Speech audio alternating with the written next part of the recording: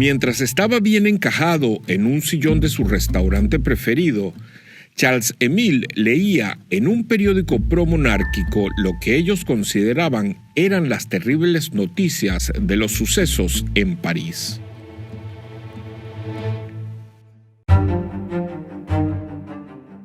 El rey Luis Felipe, bajo la presión del pueblo después de haber abdicado en favor de su nieto, el conde de París, había huido a Inglaterra. La Guardia Nacional, plagada de republicanos, ya no obedecía y el general Bugeaud, excitado contra la nobleza, había disparado contra la multitud que manifestaba en las calles parisinas. Afortunadamente, poco tiempo después, luego de muchas negociaciones entre republicanos y realistas, el 25 de febrero de 1848, el gobierno revolucionario concedió la libertad de reunión, la libertad de prensa, la abolición de la esclavitud en las colonias y el sufragio universal. Estas fueron terribles noticias para el temeroso y sorprendido Charles, quien se preguntaba en voz alta si iba a poder seguir siendo profesor, ya que si la revolución tomaba más poder, él sería despedido de inmediato por estar casado con una realista perteneciente a la odiada clase alta de Poitiers. Su mundo aristocrático se venía abajo sin que él pudiera evitarlo. Y fue en ese preciso momento cuando Charles decidió tener una hija. Un hogar que se respete a sí mismo, repetía en voz alta, debe tener un niño, pero también debe tener una niña. Y en eso me voy a poner a trabajar. Una niña puede casarse con alguien influente y, bueno, un yerno bien ubicado, es siempre una gran ventaja, razonó Charles, cuya carrera docente apenas comenzaba. Pero su esposa no estaba de acuerdo. Tratando de evitar sexo con Charles, Louis creó la más ridícula de las excusas. Una familia es más armoniosa con un solo hijo, le decía. Con un solo hijo no se desprecia una fortuna porque todo queda en una sola mano. Louise no tenía buenos recuerdos del parto de su hijo, ya que había descubierto que la había engordado y estaba obsesionada con el peso. Ella era una mujer que se quería mucho a sí mismo y descubrió que tener un hijo durante 9 meses la puso fea. Aferrándose a una cintura delgada, buscó 1000 excusas para no embarazarse. A decir verdad, tampoco sentía placer en las relaciones sexuales con su marido.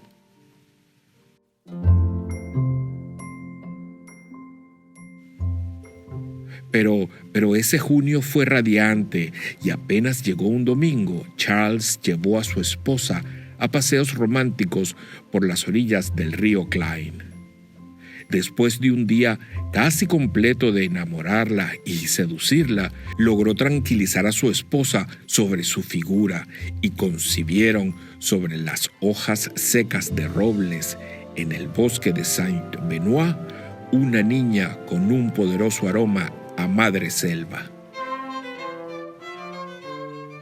El 1 de junio de 1851, las campanas sonaron a todo volumen. Blanche Monnier, la hija de Charles y Louis Monnier, la nieta de los de Marconnay, fue bautizada. Afuera de la iglesia, 18 carruajes decorados con flores estaban estacionados en la plaza de la catedral.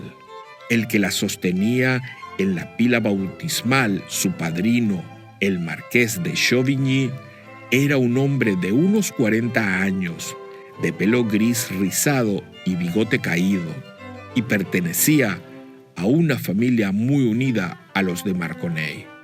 Pero su madrina, por otro lado, no estaba relacionada con ninguna de las dos familias, pero era la esposa del rector del Royal College, donde ejercía su padre, razón suficiente para ser madrina.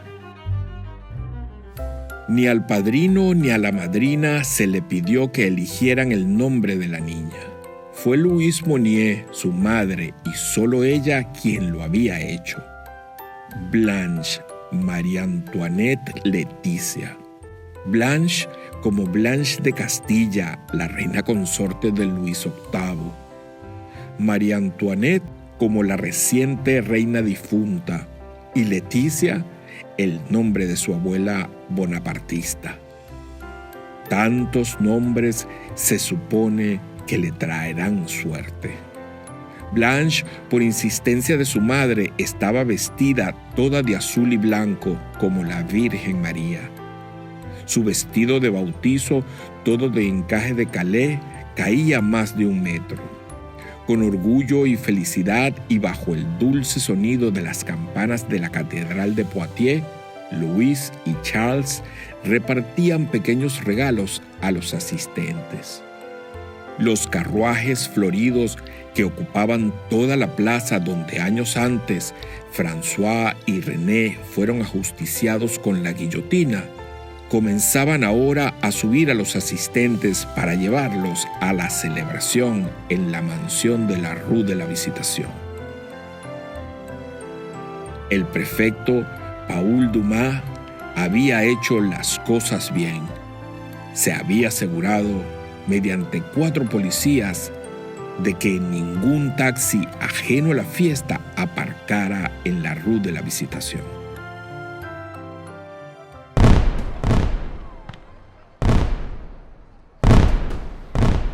Cuando Blanche cumplió 2 años, la situación política en Francia y, en consecuencia, la de los Monnier había mejorado. Luis Napoleón Bonaparte, hijo de Luis Bonaparte, hermano de Napoleón, fue elegido presidente de la República por sufragio universal y con abrumadora mayoría el 10 de diciembre de 1848. Desde entonces, el príncipe presidente había viajado por toda Francia, pasando de inauguración en inauguración, ejerciendo su encanto sobre los franceses, decidido a convertirse en Napoleón III. En el tren que por primera vez hacía la ruta París-Poitiers, el 1 de julio llegó a Poitiers para inaugurar la estación recién construida. Toda la ciudad había venido a animarlo y lazos azules, blancos y rojos volaban con el viento del verano. Al príncipe presidente le gustaba el espectáculo y mucho antes de que el tren se detuviera, tan pronto como la locomotora llegó a la estación y había comenzado a frenar, abrió la puerta y se detuvo de pie en el andén. Todo sonrisas, agitó la mano, de modo que los primeros espectadores, posados en la pasarela de la estación que lo vieron, gritaron: ¡Viva el emperador! ¡Viva el emperador! Luis Napoleón Bonaparte fue un príncipe feliz ese día. Sus esfuerzos estaban dando frutos, ya que era un hombre que supo rodearse de fieles. Fieles como Morny, el general Saint-Ornaud y el duque de Persigny, y bueno, muchos otros más. Pero en Poitiers tenía una mujer incondicional para él, Leticia de Marconnay, la abuela de Blanche y una de las descendientes de un general de Napoleón. Fue por iniciativa suya que Luis Napoleón estuviera allí. También fue ella quien había organizado su visita y le había preparado una grandiosa bienvenida. Cuando se bajó del tren, fue ella quien lo saludó, permitiéndose el lujo de abrirle los brazos. La colorida multitud, con sus mejores galas dominicales, gritaba entusiasmada: ¡Viva el emperador! ¡Viva el emperador! Charles Émile tuvo más suerte que los demás. Su suegra nunca soltó a su príncipe presidente. Había trabajado duro para que este día fuera inolvidable.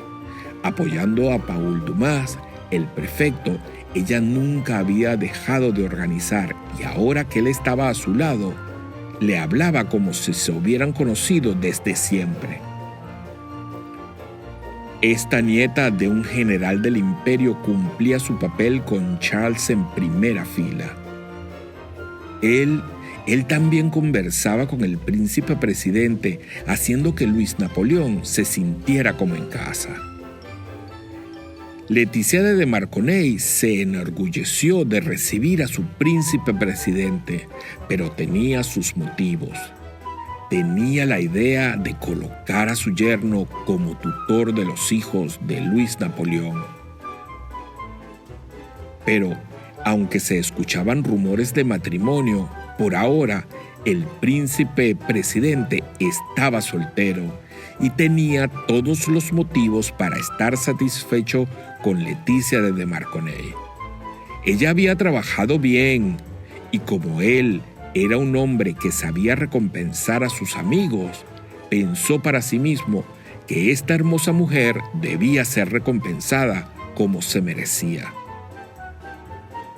A lo largo del viaje que lo trajo de regreso a la capital, en la tarde de un día muy cálido, tan lleno de viva el emperador, el príncipe presidente se dijo a sí mismo que era absolutamente necesario nombrar tutor al yerno de Leticia, y esta decisión sería casi una sentencia de muerte para la pobre Blanche, ya que 7 años después, durante uno de los inviernos más fuertes que cayó sobre Poitiers, sus padres la abandonarían por primera vez. Un invierno como no habíamos visto en años, entre risas, exclamó Luis mientras se abotonaba el grueso abrigo. Solo pudimos llegar a la estación hundiéndonos en la nieve unos buenos 30 centímetros. En el vestíbulo, bien vestidos, en medio de una gran cantidad de baúles, Charles y Louis Monnier esperaban con ansias el tren a París. Sus boletos de viaje habían sido comprados hace mucho tiempo y sus corazones ya estaban encaminados hacia la ciudad de la luz. El 2 de diciembre de 1852, el príncipe presidente se hizo proclamar emperador con el nombre de Napoleón III. Y solo 2 meses después tomó esposa. María Eugenia de Montijo de Guzmán, condesa de Teba, hija de uno de los grandes de España.